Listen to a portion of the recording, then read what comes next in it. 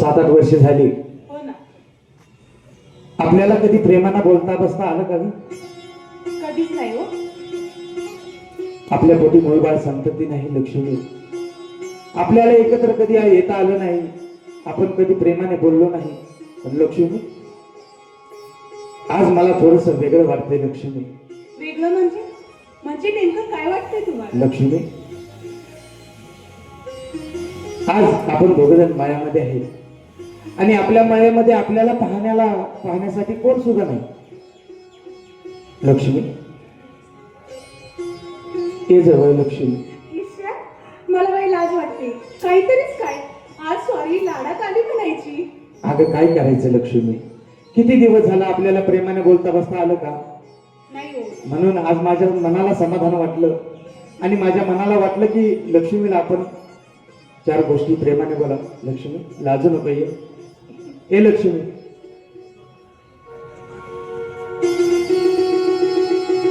लक्ष्मी, तुझ्या अंगाला स्पर्श केल्यानंतर माझ्या मनाला फार समाधान वाटलं लक्ष्मी, फार समाधान वाटलं. मलाही खूप छान वाटलं बरं का. होय. बघा तेव्हा नेहमी तुम्ही रानात वनात कुठे गावात आणि मी घरात.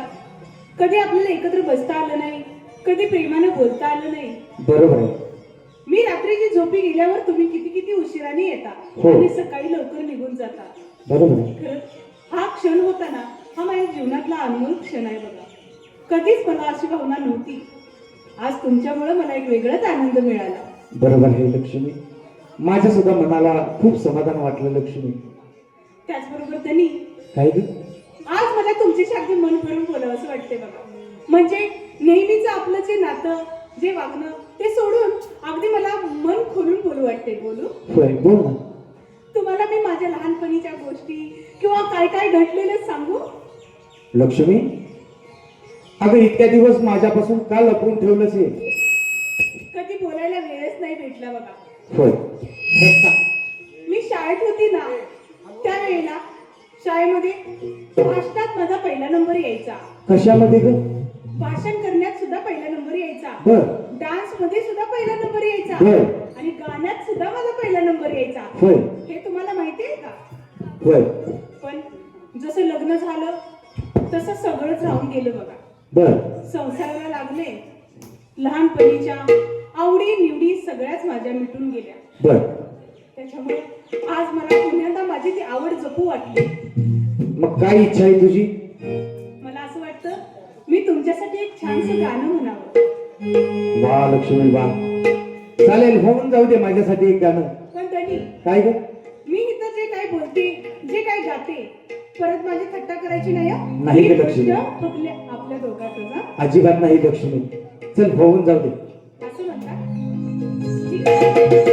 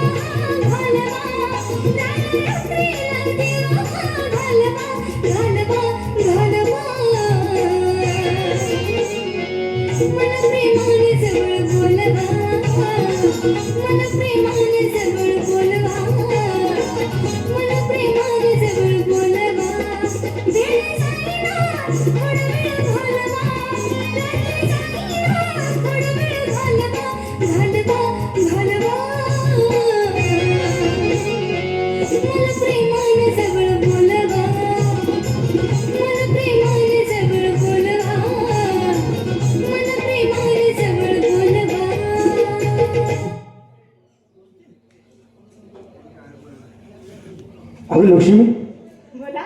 अगं शेवटी हे काय केलं ग लक्ष्मी? काय मला मिठी मारली.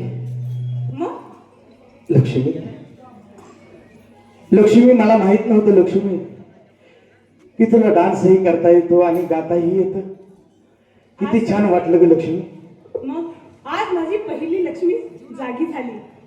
लक्ष्मी, फार गुन्हेस ग लक्ष्मी, तू फार गुन्हेस.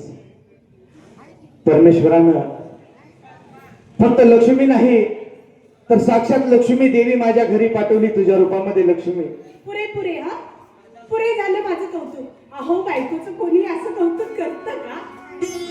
काय झालं लक्ष्मी? अगं बायकोचं कौतुक करायचं नाही तर कोणाचं करायचं लक्ष्मी? लक्ष्मी, बोला. अगं बायको ती बायकोच असते. क्षणाची पत्नी आणि अनंत जन्माची माता आहे. फक्त क्षणाची पत्नी असते आणि अनंत जन्माची माता असते. असं तुम्ही म्हणता, पण जगातल्या 95% लोकांचं लक्ष स्वतःची बायको सोडून दुसऱ्यांच्या बायकावरती असतं म्हणलं. बरोबर आहे लक्ष्मी. बरं लक्ष्मी, झालं एवढं बाद झालं. चल पुढे तू. बरोबर. आबांना जेवण वगैरे दिलंस? हो, जेवण दिलं, गोळ्या दिल्या, त्यांना आराम करायला सांगितलं आणि मगच इकडं आले. चालेल. पुढे जातो, पाठीमागून येतो मी. चल. गणेश, काय ग? जा म्हटलं आणि काळजात तसं दस्त झालं बघा. तुम्हाला सोडून मला जाऊच वाटेना. लक्ष्मी, असं करू नको लक्ष्मी. जातो. अगं वाड्यावरती आबा एकटेच आहेत. आबांना औषध गोळ्या वेळेवर द्यायला लागतात. त्यासाठी तुला जाणं गरजेचं आहे. तू जा लक्ष्मी. मी जाते, पण तुम्ही आज लवकर घरी यायचं हं? अगं लगेच येतो लक्ष्मी. जाऊ. चालेल, जा लक्ष्मी. खरंच जाऊ? अगं जा ना. जायलाच पाहिजे. जा. असं मला माहिती आहे तुझा पाय इथून निघत नाही, पण तुला जावं लागेल लक्ष्मी. जा. आबा वाड्यावरती एकटेच आहेत. जा. बरं, जाते. बाय लक्ष्मी. ही माझी अशी लक्ष्मी. काय करायचं. जातो, थोडस काम राहिले तेवढस काम करतो आणि परत वाड्यावरती जातो. येतो.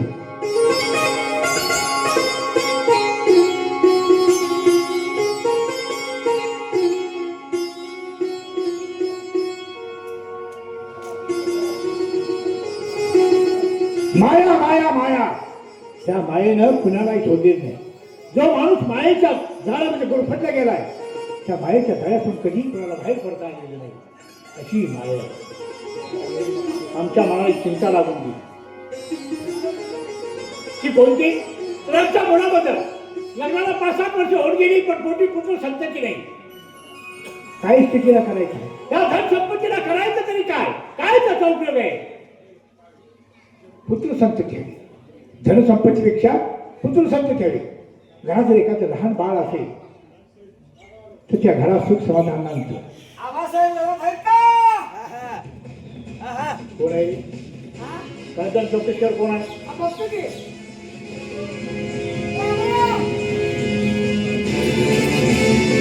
काय म्हणालात? राम राम. आबासाहेब पाटील घरात आहेत का ते विचारलं तुम्ही. असतील की. तुम्ही घरात असता का वाड्याच्या बाहेर असता?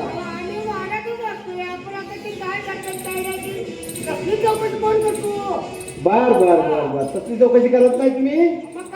नाही नाही, मला असं म्हणायचं आहे, तुम्ही कोण म्हणायचं?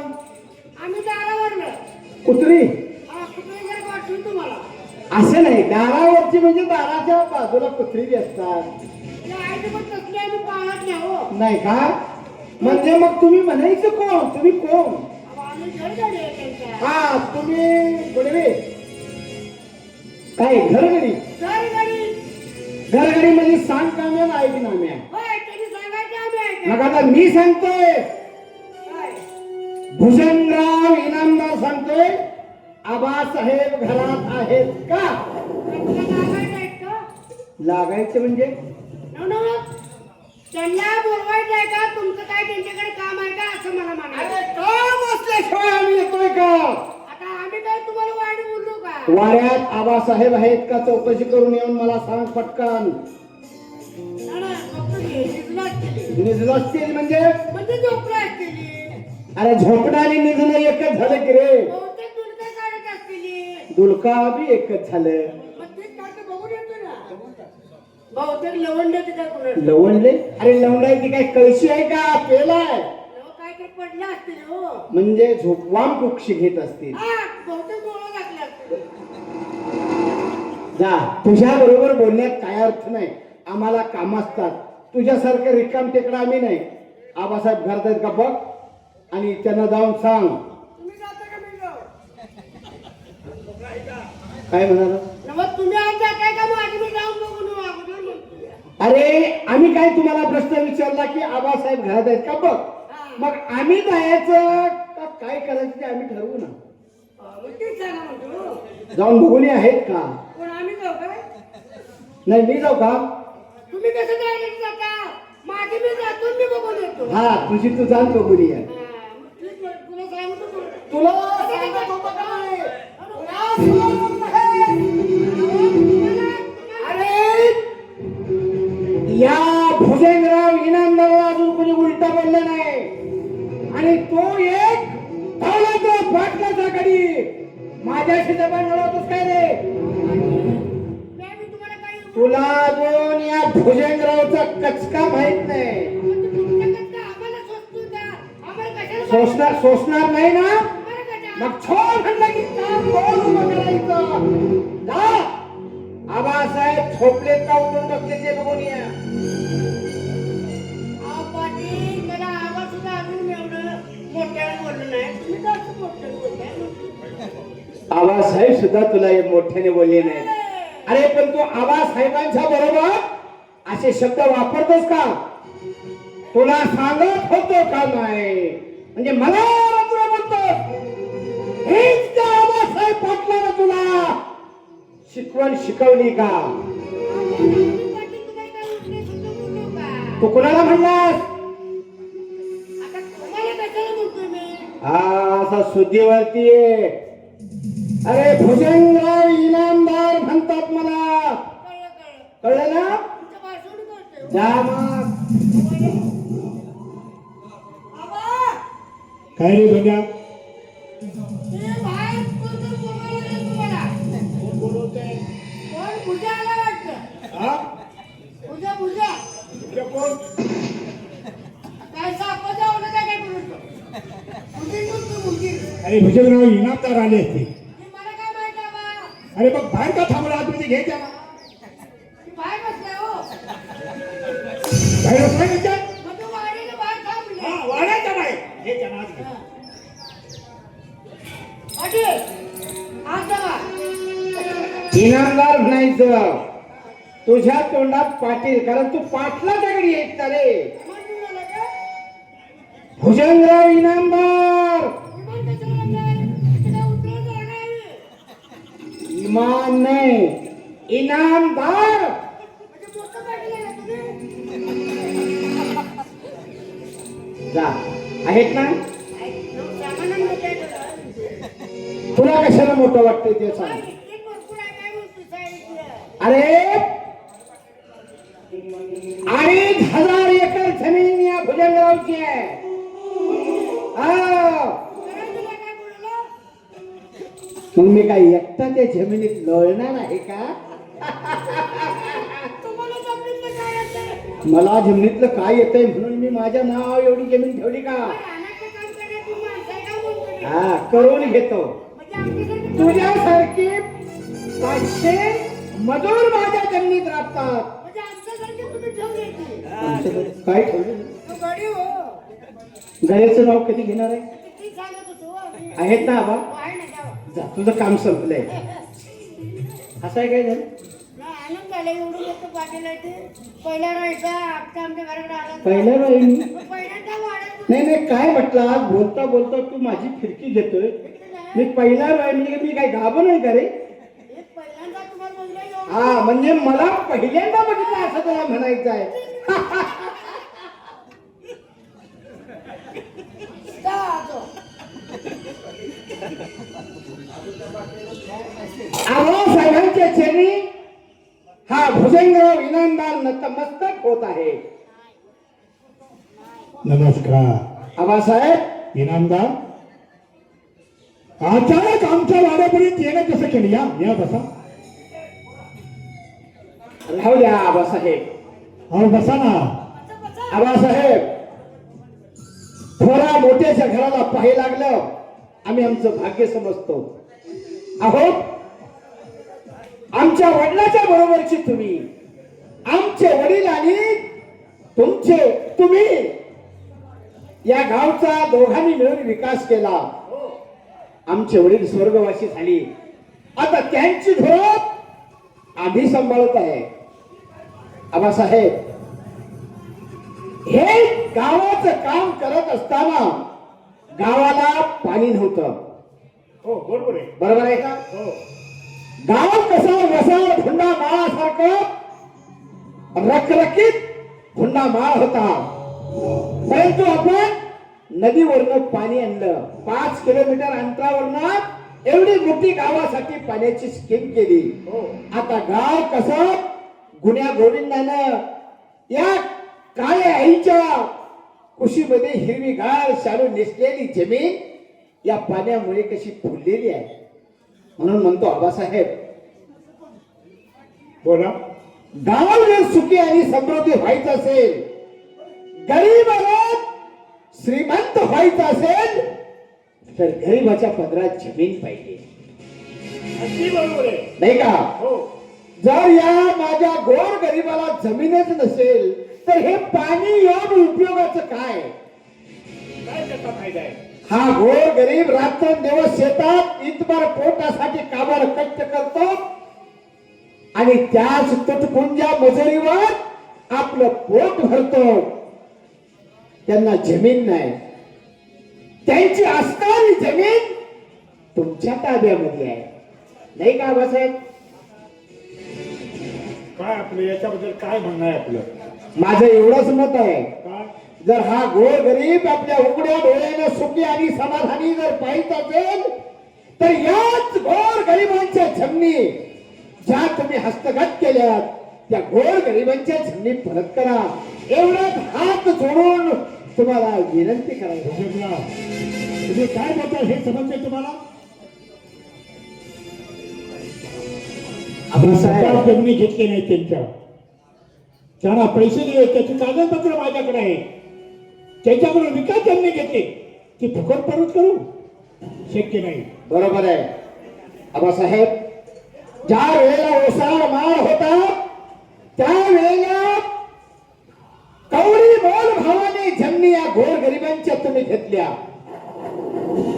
दुष्काळाला हा माझा गोर गरीब समाज हैराण झाला होता, पोटाला अन्न नव्हतं. तुम्ही त्यांना अन्न दिलं, वस्त्र दिलं, पैसा दिला. परंतु आज या धोंडेवाडी गावामध्ये आपण आणलेल्या पाण्यावरती गाव कसा नंदनवन झालेला आहे. पण हाच गोर गरीब जनता तुमच्या शेतावरती राब राब रात्रंदिवस राबतो, त्यावेळेला पोटाला पोटभर खातो.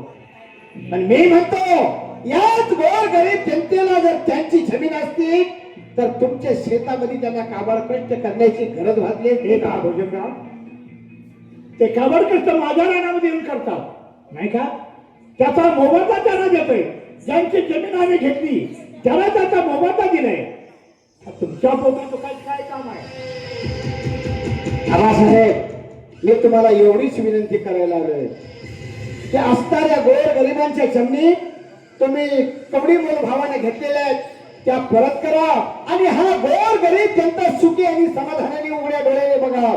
कारण या गोर गरिबांचा दुवा तुमच्या प्रपंचाला लागेल, म्हणून एवढंच सांगण्यासाठी आलोय. आणि जर तुम्ही ते परत करत नसाल तर माझा मला कोर्ट कचेरीच्या पायऱ्या मला चढायला लावू नका. भुजंगराव, तुम्ही आहात कुठे? कुणाच्या वाड्या, कुणाच्या घरामध्ये आहात? माझ्या घरामध्ये आहात तुम्ही. तुम्ही काय बोलता? जिभेला लगाम घालतो.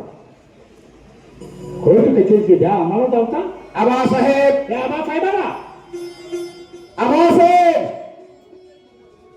तुम्हाला पुन्हा एकदा विनंती करतो, तुमच्याकडे असणारे ह्या गोर गरिबांच्या जमिनी परत करा. आणि जर त्या तुम्ही परत नाही केल्या तर काय करा?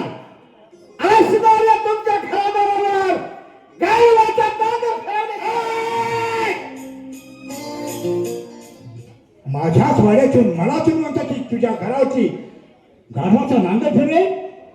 जे तुम्हाला काय करायचं असेल ते करून घ्या. मी कोणाचीही जमीन परत देणार नाही. आणि तुम्ही जमिनी परत देणार नाही. ठीक आहे, एका 8 दिवसात नाही तुझ्या घरादारावर तर नांगर फिरणार तर नावाचा भुजंगराव. हे जा, त्याची भीती मला कशाला दाखवतो? हे कुठं बोलायचं असतंय? माझ्याच वाड्यातून मला धमकी देतोय. ठीक आहे, मला या आबासाहेब म्हणता. संपूर्ण गाव मला मानते. तुझ्यासारख्याला कोणी विचारते रे? ठीक आहे, पण जर ही जी गोष्ट आता मी काय घडलं ही गोष्ट कोणाच्या कानावर गेली नाही पाहिजे. बाकीच्या कोणाच्याही कानावर गेली तरी चालेल, पण आमच्या सर्जेवरच्या कानावर गेली नाही पाहिजे. जर असं घडलं तर फार वाईट होईल. आबासाहेब आबासाहेब वाड्यातून आवाज येत होता. काय भानगड आबासाहेब? म्हणजे जोरदार ओरडण्याचा आवाज वाड्यातून बाहेर येत होता. आबासाहेब तू कुठे होतास? वाड्याच्या बाहेर? मी नुकताच वाड्याच्या बाहेर आलो होतो आणि वाड्यातून जोरदार ओरडण्याचा आवाज येत होता. आबासाहेब आबासाहेब कोणत्या नीच नालायकाने तुम्हाला काय म्हणला? आबासाहेब फक्त मला सांगा आबासाहेब, हा भुजंगराव पैलवान सर्जेराव पैलवान नाही जर त्याच्या तांगड्या फासून ठेवल्या तर नावाचा सर्जेराव पैलवान सांगणार नाही म्हणे. नाही सगळं असं मला कोणी काय बोललं नाही. आणि कुणाची हिंमत आहे की या आबासाहेबाला बोलण्याची? आणि तिथं आमच्या वाड्यात येऊन तसं काही नाही. आबासाहेब मग तुमचा चेहरा का पडलेला दिसतोय? आबासाहेब संजयराव काय माझा चेहरा तुला पटकन दिसतो. हो आबासाहेब. उमरलेल्या फुलाप्रमाणे माझा दररोज चेहरा पाहता तुला दिसतो, पण हा चेहरा का पडला त्याचे कारण आहे. काय हो? मला सांग. बोला. आता बोलू नये की गोष्ट तुला बोलावी लागणार नाही. मला तुझ्या लग्नाला 5-7 वर्ष झाली. हो पण मला सांग, जे आपण प्रकाश म्हणतो हा लायकीचा प्रकाश नाही. बरोबर आहे. घर उजळून कशात दिसतं तर घरामध्ये लहान मूल पाहिजे. बरोबर आहे. 5-7 वर्ष झाली आपल्या लग्नाला, पोटी पुत्र संतती नाही, याचीच मला काळजी लागली. उद्या काय होणार आपलं? आबासाहेब पोटी मुलबाळ संतती होणं हे जर आपल्या हातात असतं तर वेगळं झालं असतं. आबासाहेब अगदी बरोबर आहे तुझं. पोटी मुलबाळ संतती होणं हे परमेश्वराच्या हातामध्ये आहे. आबासाहेब परमेश्वराच्या मनामध्ये आलं तर तो परमेश्वर पोटी मुलबाळ संतती देईल. आबासाहेब एवढं वाईट वाटून घेऊ नका. आबासाहेब आबासाहेब संजयराव तुमची तब्येत कशी आहे? आबासाहेब तब्येत माझी बरी आहे रे. पण मला एकच चिंता लागून गेली. की कोणती? काय हो? चिंता आणि चिंता. बरोबर आहे. चिंता म्हणजे मेलेल्या माणसाला जाळणारी ती चिंता, बरोबर आहे. आणि चिंता म्हणजे जिवंत माणसाला जाळून काढणारी ती चिंता. हो. माझ्या मागे चिंता लागली. आणि माझं काय वय झाले, आज आहे उद्या नाही. आबासाहेब हे पिकलेलं पान केव्हा ना केव्हा तरी गळून पडणार आहे रे. आबासाहेब आबासाहेब असं बोलू नका हो. आबासाहेब आबासाहेब अहो तुमच्या विना आम्हाला कोणाचा आधार नाही हो. अरे तुम्ही असे अभद्र शब्द बोलताय आबासाहेब. असं बोलू नका हो आबासाहेब. अगदी बरोबर आहे तुझं. माझ्याशिवाय तुला आधार तरी पुन्हा सुनबाईला आधार कोणाचा आहे? पण पोटी एखादं मुलबाळ झालं तर काय होईल? एक स्थितीला गाडी होईल, स्थितीला मालक होईल, आणि तुम्हालाही आधार होईल. ही माझ्या जीवाला रातून दिवस चिंता लागली. बरोबर आहे आबासाहेब. पण तुमच्याशिवाय आम्हाला कोणाचा आधार नाही हो आबासाहेब. तुम्ही जर असे अबशब्द बोलत असाल तर माझ्या मनाला फार वाईट वाटतो आबासाहेब. फार वाईट वाटत. काळजी करू नको. तू अजिबात काळजी करू नको. मी काय लवकर तुम्हाला सोडून जाणार आहे का? एक उदाहरण म्हणून तुला सांगितलं. हो आबासाहेब. पण तुमच्या तोंडून जे शब्द ऐकले ते ऐकल्यानंतर माझ्या मनाला वेगळं वाटलं. माझे डोळे भरून आले आबासाहेब. असं बोलू नका हो आबासाहेब.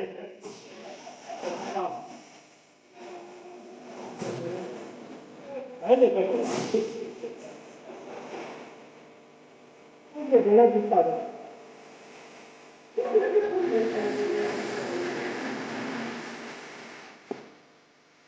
एकच चिंता वाटतो रे त्याला. माझ्या जीवाचं बरं वाईट काय झालं? तुझ्या बाजूमध्ये तुला आधार कुणाला नाही, सोनबाईला आधार कुणाला नाही. बरोबर आहे आबासाहेब. आबासाहेब तुम्ही जा आणि गोळ्या औषध वगैरे वेळेवर घ्या. तुमची तब्येत ठीक नाही. तब्येत ठीक नाही आबासाहेब तुमची. या तुम्ही.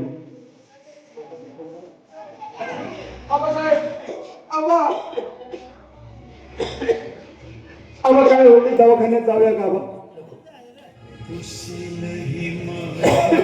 आबा दवाखान्यात जायचं.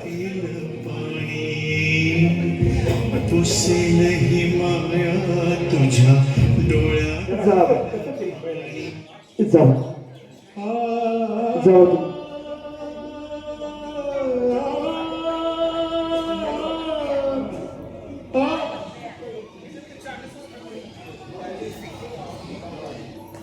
आबाने असे शब्द बोलले, मला माझ्या मनाला फार वाईट वाटलं. जातो गावामध्ये, फार दिवस झालं गावामध्ये फार फेरफटका मारला नाही. माझे मित्र कोण भेटतात की ते पाहतो, थोडा वेळ इकडे थांबतो. नमस्कार सर्जेराव, नमस्कार.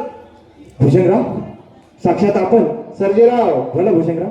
अहो आपण लहानपणचे खेळगडी आहे. बरोबर आहे. एका शाळेत शिक्षण घेतलं आणि लहान असताना आपण एकत्र खेळलो वाढलो. बरोबर आहे. पण आता ह्या गावाचा विकास करायचं म्हटलं की आपल्या दोघांशिवाय या गावात तिसरं कोणी आहे का? कोणीच नाहीये. आपल्या गावची यात्रा आहे. आपल्या गावची यात्रा? हा. अहो हे तर मला माहितच नव्हतं भूषणराव. अहो तुमचं शेत आणि घर या पलीकडे तुम्ही गावाकडे लक्ष देताय का? नाही भूषणराव. मग काय विचार काढलाय? अहो सर्जेराव, तुमचं पाटील घराणं हो आणि आमचं इनामदार घराणं, बरोबर आहे. हे घराणी जर दोन एकत्र झाली बर तर गावाचं भलं व्हायला वेळ लागणार नाही. बरोबर आहे भूषणराव.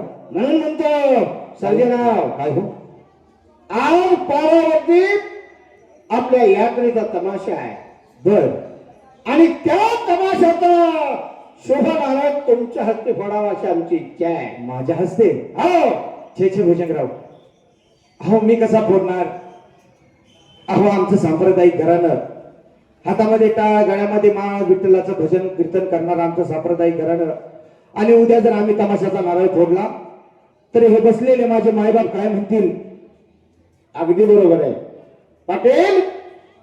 अहो तमाशा करावा, तमाशा ऐकावा तर मिशीवर ताव टाकून पाटलाने, बरोबर आहे. आणि त्याची वाहवा करावी तर आमच्या सारख्या इनामदारांनी. बरोबर आहे. पाटील, अहो मला रोजचाच आहे, घर प्रपंच हा रोजचाच आहे. बर परंतु कलाकाराची कदर करण्यासाठी मिशीला ताव मारून त्या कलाकाराची व्हावा कोण करणार? तुम्ही जर असं म्हणायला लागला की आमचं सांप्रदायिक घराणं, लोक काय म्हणतील? अहो लोकांचं सोडा, हे भोळी जनता तुम्हाला काही सुद्धा म्हणणार नाही. आज पाटणाचं पोरग तमाशाचा नारळ फोडतो.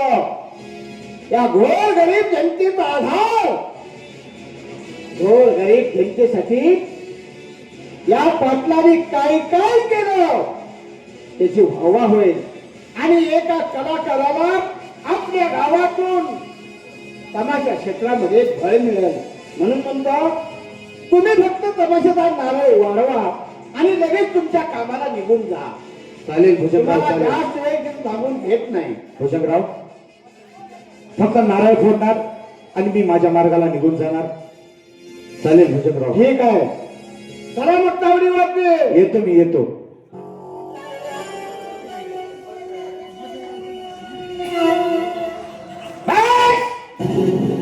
मासा तर गळाला लागला. गोर गरिबांचे जमिनी हडपतोस काय? भजनराव, बऱ्या बोलानं गोर गरिबाच्या जमिनी दिल्या असत्या तर आज तुझ्यावरती ही पाळी आली नसते. आता हा सर्जेराव तमाशाचा नारळ फोडाय पालावरती येणार आणि चंद्र नायकिनीला सांगून ठेवणार आहे की एकदा मासा गळाला लागला की त्या माशाला सोडायचा नाही. जातो आणि चंद्राची गाठ घेतो म्हणजे झालं.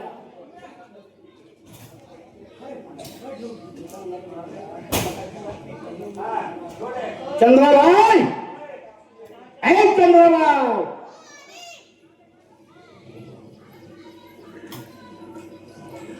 बोला. चंद्रा, अगं 12 वर्ष झालं आपलं हे गुप्त प्रेम आहे.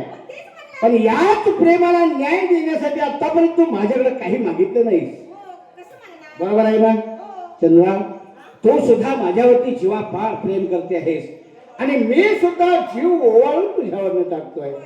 पण चंद्रा, आज मी आले ते फक्त शरीराची भूक भागवण्यासाठी नाही, तर तुझ्यावरती जबाबदारी टाकण्यासाठी आलोय. आणि जबाबदारी म्हणजे एक पाखरू हेरलंय आणि ते पाखरू तुझ्या तमाशाचा नारळ फोडणार आहे. परंतु त्याला सांगितलंय की ती नारळ फोड आणि तुझ्या तू कामाला जा. पण त्याला जाऊन द्यायचं नाही, हे तुझं काम. त्याला तुझ्या प्रेम जाळ्यात फसायचं आणि त्याची सर्व असणारी इस्टेट लुबाडायची. एवढंच तुझं काम. मी घेऊन येतो त्याला. तुझं सगळी तयारी झाली का बघ? लगेच करतेस ना? ठीक आहे, मी घेऊन येतो.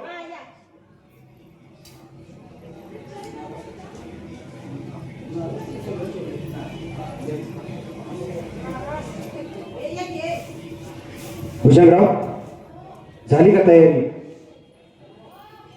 पाटील, बोला. सगळी तयारी झाली. तमाशाची सर्व मंडळी, तमाशगीर मंडळी सगळी तयार आहेत. बर, फक्त तुम्ही नारळ फोडा आणि तुम्ही तुमच्या मार्गाला जा. चालेल भुजंगराव, फोडू द्या का नारळ? फोडा.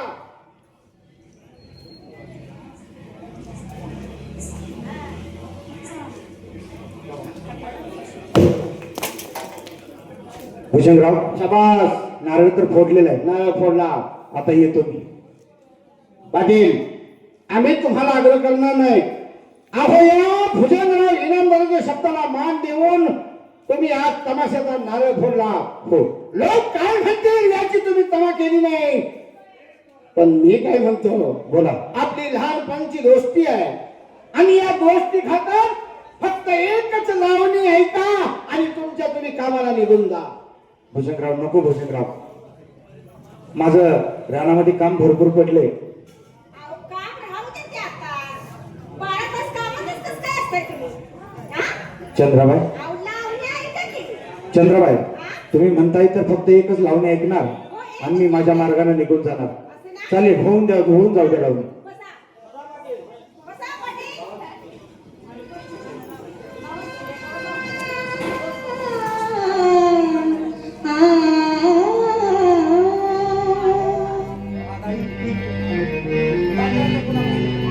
लाल पैठ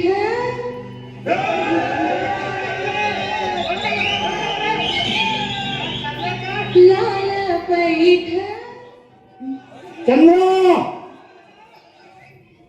अगर लावणी ऐकायचं असेल तर मदिरा असल्याशिवाय लावणी ऐकायला मजा येत नाही. बघ, हा, तुझ्या लावणीच्या स्वरामध्ये असा त्याला गुरपट आणि त्याला दारूच्या व्यसनात आणतो. ठीक आहे. हे घे चंद्राबाई, लाव कामाला.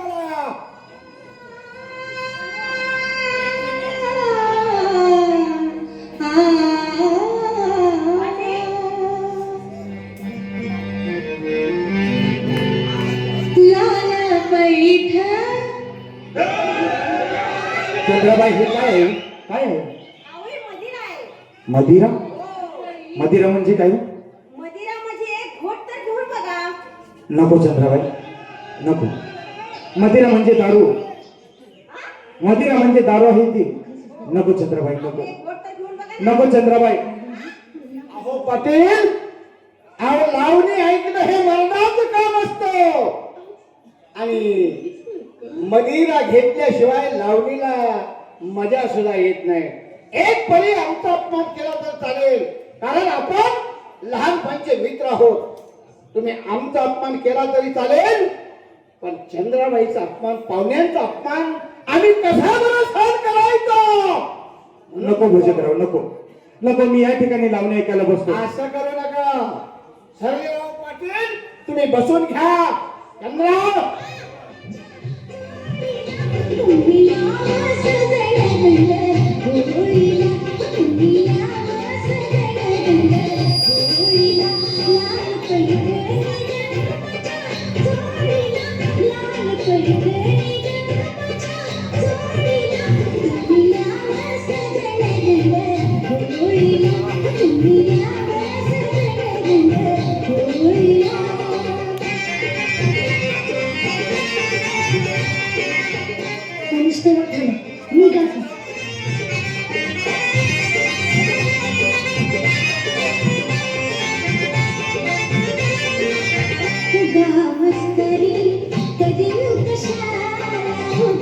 मस्त दिला कधी कशाला तुमच्यासाठी सजला बंगला तुमच्यासाठी सजला बंगला अशी नार झुंबेदार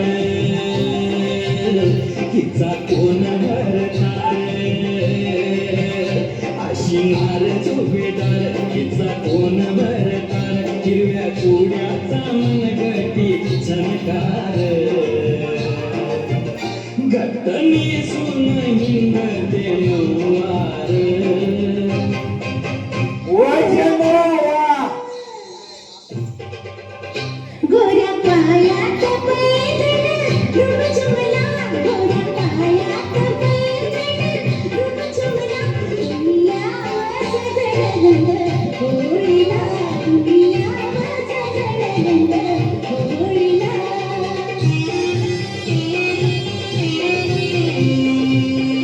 रे माझ्या वाघा हे जपून ठेव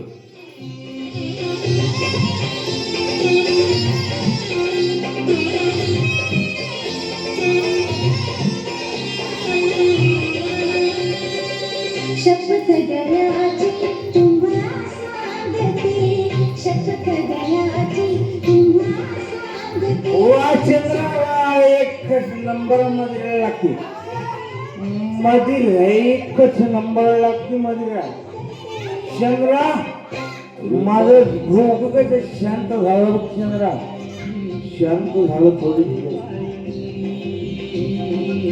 रूपाहीचा रूपकणी नाही हाडू बाळे कोणी कुंकू भरल कपाळे भरदार हिच्या अंगावर सोन्याची जरदार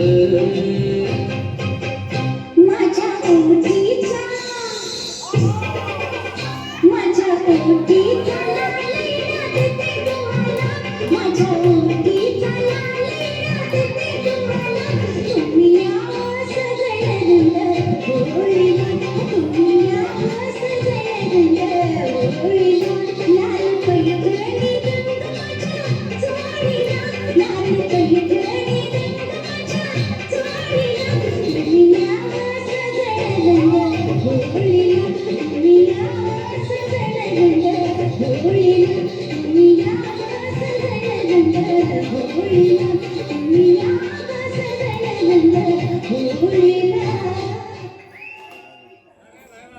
वा चंद्राबाई वा एक नंबर लावून आले चंद्राबाई एकच नंबर तुमचा तमाशा चंद्राबाई चंद्राबाई माझ्या मनामध्ये एक आलंय की तुम्हाला बोललं तर राग येणार नाही ना चंद्राबाई हे लाल खांडक आहे ना हे लाल खांडक ते मला फार आवडले चंद्राबाई ते लाल कांडक मला पाहिजे चंद्राबाई लाल कांडक हो पण सर्जेराव बोला चंद्राबाई लाल कणक जर पाहिजे असेल हा तर पैसे मोजावे लागतात पैसे हा. पैशाचा विषय सोडावा चंद्राबाई किती लागते एवढे पैसे मी आणून देईन तुम्हाला पण पैसे दिल्यानंतर ते लाल कांडक माझं होईल ना चालेल चंद्राबाई पैसे घेऊन येतो आता जाऊन लगेच येतो आणि चंद्राबाई पैसे दिल्यानंतर ते लाल कांडक माझं होईल ना चालेल चंद्राबाई पैसे घेऊन येतो चालेल या तुम्ही